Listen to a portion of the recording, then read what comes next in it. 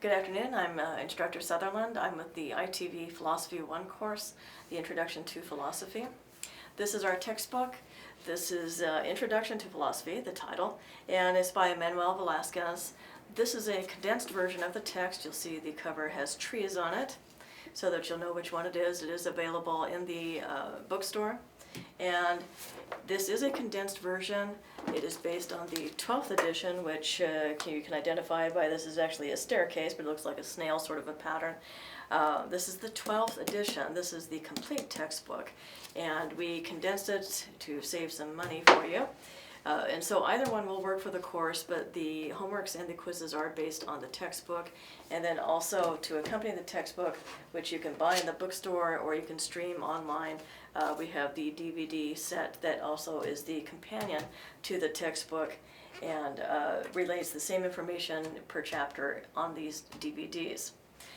This is the Western tradition, which means that we start with the ancient Greeks, and they will start with metaphysics. Philosophy is broken down into 4 standard subjects. We have metaphysics, which is the study of reality, the theory of knowledge, which is the study of how we know what we know, religion, which is a very broad category, no central question. We study the powers of God. We study God's existence and mostly focuses on the Christian, Judeo-Christian tradition. That's where the majority of our philosophers for our textbook do come from, are based on. St. Augustine, St. Anselm, St. Aquinas.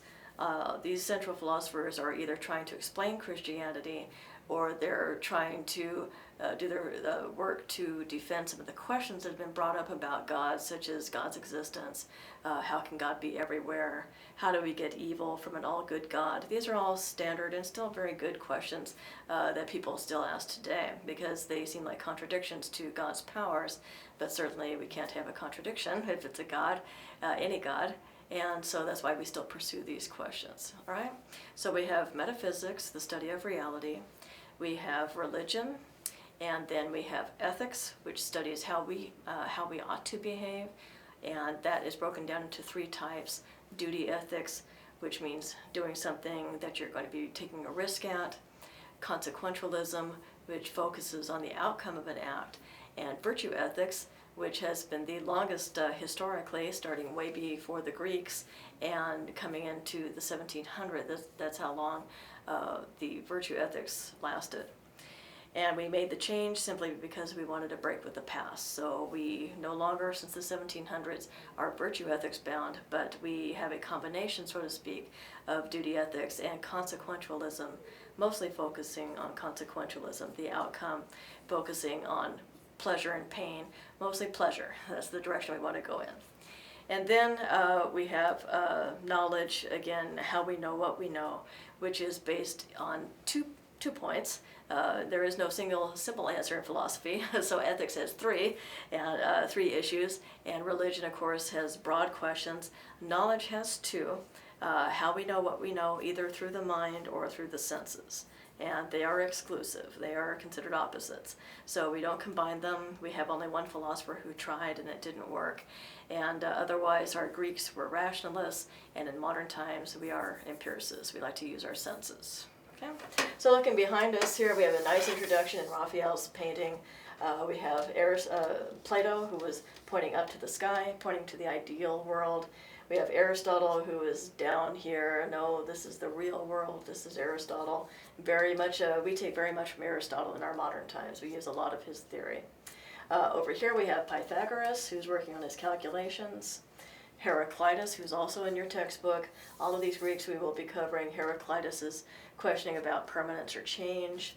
We have Socrates over here, who's giving a good discussion.